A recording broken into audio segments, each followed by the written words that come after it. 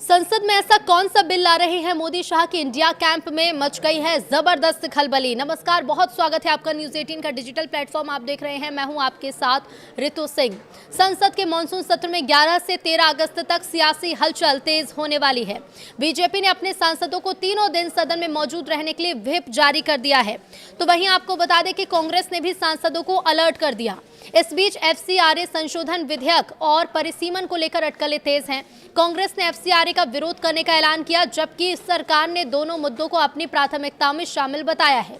बहुत दिनों से ये बातें हो रही हैं कि एफसीआरए बिल आखिर कब आएगा, डिलिमिटेशन बिल आएगा या नहीं। और इंडिया वाले अलग नारे लगा रहे थे कि नरेंद्र मोदी कहाँ हैं, अमित शाह कहाँ हैं। लेकिन अब कोई नहीं पूछेगा कि मोदी शाह कहाँ हैं, क्योंकि संसद में कुछ तो बड़ा होने वाला है, जिससे इंडिया गठबंधन वाले अब अलर्ट है। अपने अपने सांसदों को कह दिया गया है कि कोई इधर उधर नहीं जाएगा, क्योंकि सरकार और बीजेपी ने भी किसी बड़े एक्शन की तैयारी को पूरा कर रखा है।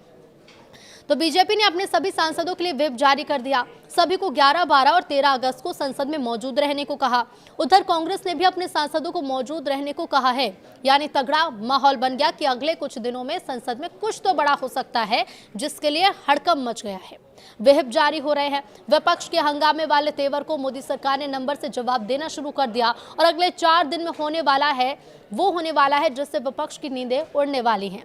डिलिमिटेशन यानी कि परिसीमन और एफसीआरए यानी कि विदेशी चंदे वाले बिल पर सरकार ने कोई आधिकारिक घोषणा तो अभी नहीं की, लेकिन बीजेपी से लेकर कांग्रेस तक ने व्हिप जारी कर सभी सांसदों को संसद में मौजूद रहने के आदेश जरूर दे दिए।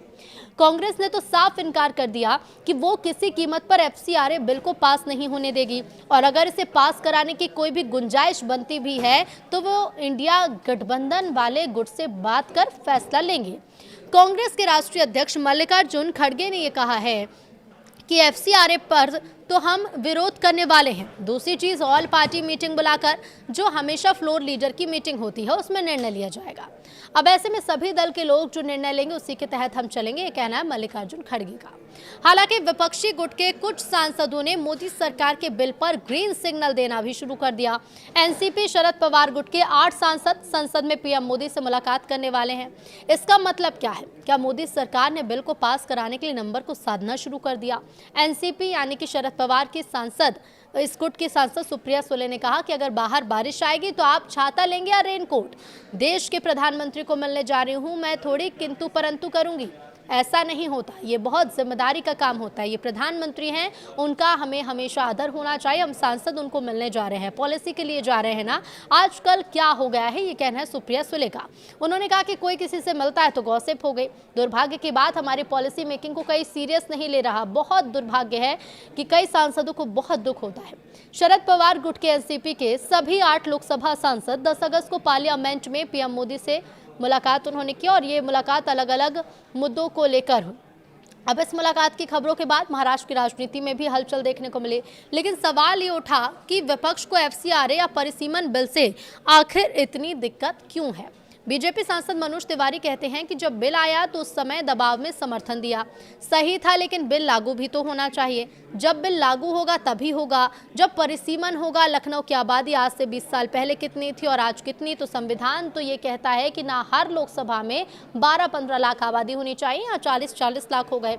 अब उन्होंने कहा, मैं जहाँ का सांसद हूँ 26 लाख वोटर है, हम कैसे न्याय करेंगे? और समय के साथ सीट नहीं बढ़ेगी तो कैसे काम चलेगा, और परिसीमन नहीं होगा तो सीट कैसे बढ़ेगी? तो घुमा फिराकर महिलाओं का विरोध करना चाहते हैं, और लगता है कि देश के कई सांसद समझ गए हैं और महिला आरक्षण बिल पास होगा और राहुल गांधी देखते रहेंगे। अब विपक्षी खेमे में हड़कंप मचा है कि वो इधर उधर हंगामा करते रहे और आखिरी वक्त में मोदी सरकार कोई बड़ा विधेयक पास न करा दे। सरकार ने भले ही एफसीआरए, डिलिमिटेशन और महिला आरक्षण बिल पर कोई आधिकारिक घोषणा अभी तक नहीं की, लेकिन संसदीय कार्य मंत्री किरेन रिजिजू ने साफ कह दिया कि ये बिल सरकार की प्राथमिकता है। उन्होंने कहा कि दोनों विधेयक जरूर पेश होंगे, लेकिन कब पेश होंगे, कब पारित होंगे, इसकी जानकारी बाद में दी जाएगी। अब इसी बीच प्रधानमंत्री नरेंद्र मोदी की नए सांसदों के साथ बैठक और गृह मंत्री अमित शाह के अलग अलग दलों के सांसदों से मुलाकात ने सियासी हलचल को भी बढ़ा दिया। लेकिन संसद के गलियारों में सिर्फ एफसीआरए बिल की ही चर्चा नहीं है। एक और मुद्दा है जिसने दक्षिण से लेकर उत्तर भारत तक की राजनीति में हलचल पैदा कर दी, और वो है डिलिमिटेशन यानी कि परिसीमन। एफसीआरए पर लड़ाई विदेशी फंडिंग और राजनीतिक पारदर्शिता को लेकर है, लेकिन डिलिमिटेशन का सवाल सीधे सीधे सत्ता के गणित से जुड़ा हुआ है। यही वजह है कि विपक्ष के कई दल और नेताओं की नींद डिलिमिटेशन बिल के नाम से उड़ी हुई है। दक्षिण भारत के दलों को डर है कि जनसंख्या के आधार पर सीटों का नया बंटवारा हुआ तो उनकी राजनीतिक ताकत कम हो सकती है, जबकि उत्तर भारत के कई राज्यों को इससे फायदा मिलने की संभावना है।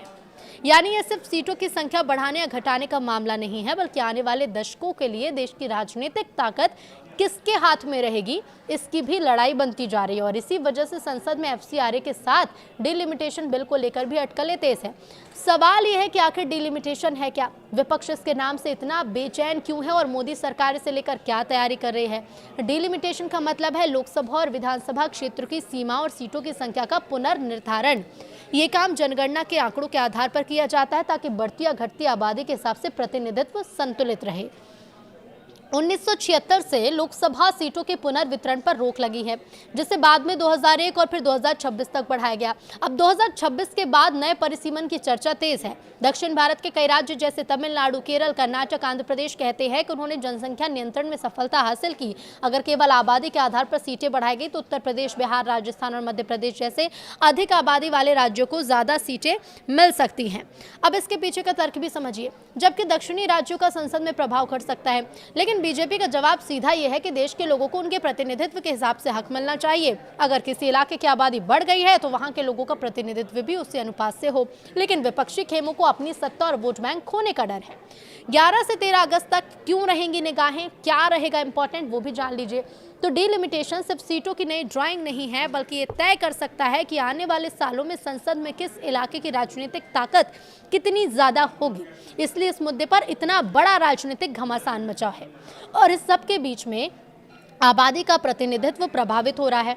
मॉनसून सत्र में सरकार ने अभी तक 8 बिल पेश किए, जिसमें से 5 बिल एक सदन से पास हो चुके हैं। इसी हफ्ते 4 और बिल सदन में पेश होंगे। ट्रिब्यूनल सुधार विधेयक 2026 को कानून मंत्री अर्जुन राम मेघवाल पेश करेंगे। इसका मकसद अलग अलग न्यायाधिकरणों की प्रक्रियाओं में सुधार लाना है।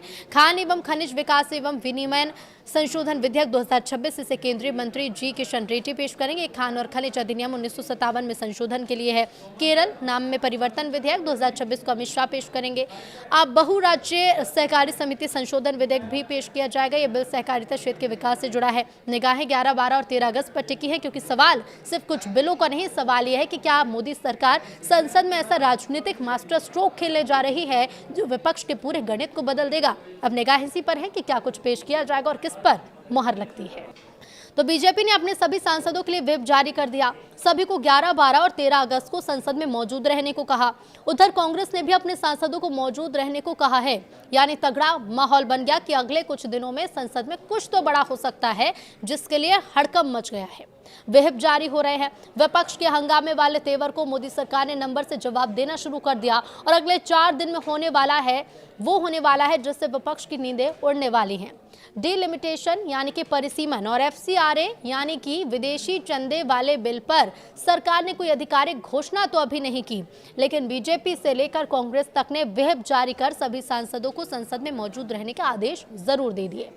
कांग्रेस ने तो साफ इनकार कर दिया कि वो किसी कीमत पर एफसीआरए बिल को पास नहीं होने देगी और अगर इसे पास कराने की कोई भी गुंजाइश बनती भी है तो वो इंडिया गठबंधन वाले गुट से बात कर फैसला लेंगे। कांग्रेस के राष्ट्रीय अध्यक्ष मल्लिकार्जुन खड़गे ने यह कहा है कि एफसीआरए पर तो हम विरोध करने वाले हैं। दूसरी चीज, ऑल पार्टी मीटिंग बुलाकर, जो हमेशा फ्लोर लीडर की मीटिंग होती है, उसमें निर्णय लिया जाएगा। अब ऐसे में सभी दल के लोग जो निर्णय लेंगे उसी के तहत हम चलेंगे, ये कहना है मल्लिकार्जुन खड़गे का। हालांकि विपक्षी गुट के कुछ सांसदों ने मोदी सरकार के बिल पर ग्रीन सिग्नल देना भी शुरू कर दिया। एनसीपी शरद पवार गुट के 8 सांसद संसद में पीएम मोदी से मुलाकात करने वाले हैं। इसका मतलब क्या है? क्या मोदी सरकार ने बिल को पास कराने के लिए नंबर को साधना शुरू कर दिया? एनसीपी यानी कि शरद पवार की सांसद, इस गुट की सांसद सुप्रिया सुले ने कहा कि अगर बाहर बारिश आएगी तो आप छाता लेंगे या रेनकोट? देश के प्रधानमंत्री को मिलने जा रही हूं, मैं थोड़ी किंतु परंतु करूंगी। ऐसा नहीं होता, ये बहुत जिम्मेदारी का काम होता है। ये प्रधानमंत्री हैं, उनका हमें हमेशा आदर होना चाहिए। हम सांसद उनको मिलने जा रहे हैं, पॉलिसी के लिए जा रहे हैं ना। आजकल क्या हो गया है, ये कहना है सुप्रिया सुले का। उन्होंने कहा कि कोई किसी से मिलता है तो गॉसिप हो गई। दुर्भाग्य की बात, हमारी पॉलिसी मेकिंग को कई सीरियस नहीं ले रहा। बहुत दुर्भाग्य है कि कई सांसदों को बहुत दुख होता है। शरद पवार गुट के एनसीपी के सभी 8 लोकसभा सांसद 10 अगस्त को पार्लियामेंट में पीएम मोदी से मुलाकात उन्होंने की और ये मुलाकात अलग अलग मुद्दों को लेकर हुई। अब इस मुलाकात की खबरों के बाद महाराष्ट्र की राजनीति में भी हलचल देखने को मिली, लेकिन सवाल ये उठा कि विपक्ष को एफसीआरए या परिसीमन बिल से आखिर इतनी दिक्कत क्यों है। बीजेपी सांसद मनोज तिवारी कहते हैं कि जब बिल आया तो उस समय दबाव में समर्थन दिया, सही था, लेकिन बिल लागू भी तो होना चाहिए। जब बिल लागू होगा तभी होगा जब परिसीमन होगा। लखनऊ की आबादी आज से 20 साल पहले कितनी थी और आज कितनी, तो संविधान तो ये कहता है कि ना हर लोकसभा में 12-15 लाख आबादी होनी चाहिए, या 40-40 लाख हो गए। अब उन्होंने कहा, मैं जहाँ का सांसद हूँ 26 लाख वोटर है, हम कैसे न्याय करेंगे, और समय के साथ सीट नहीं बढ़ेगी तो कैसे काम चलेगा, और परिसीमन नहीं होगा तो सीट कैसे बढ़ेगी। तो घुमा फिराकर महिलाओं का विरोध करना चाहते हैं और लगता है कि देश के कई सांसद समझ गए हैं और महिला आरक्षण बिल पास होगा और राहुल गांधी देखते रहेंगे।